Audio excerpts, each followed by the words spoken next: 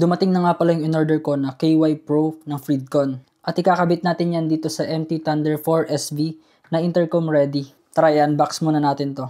Bale, ang laman nga pala nito ay yung mismong unit. Napakaganda at napakasimple lang ng design niya. Tapos may kasama rin yung mga stickers at meron din silang libreng damit. Ito yung speakers at mic. Dalawa yan. Meron yung para sa half face at meron naman yung para sa full face. Tapos may mga kasama yung mga tapes. Ito naman yung intercom holder. Pwede ka mamili sa dalawa.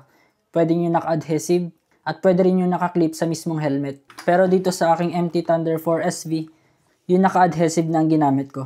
Dahil mahirap siyang ilagay dito. Tapos USB Type-C, yung kanyang charger. So kunin mo lang yung mga speakers. Itong mahaba para dito yan sa kabila. Ito namang maikli ay para dito sa kabila na mas malapit sa mismong intercom. Ito naman, yung para sa mic. Dito yan. Tapos, ilagay na rin natin tong spare liner. At ayun, nilagay na natin sa loob ng helmet yung mga speakers. At dito naman, gumamit na lang ako ng adhesive.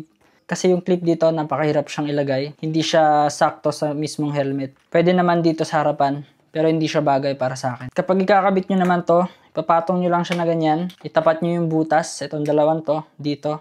Kapatong nyo yung ganyan, press, sabay, pasok. Ayun, ganun lang siya. Tapos ipapasok nyo lang tong micro USB dito sa ilalim.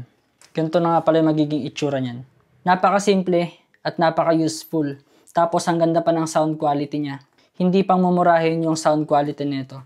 Dahil kapag nagra-rides kami ng mga tropa ko, talagang rinig na rinig namin ang isa't isa. Gamit itong KY Pro.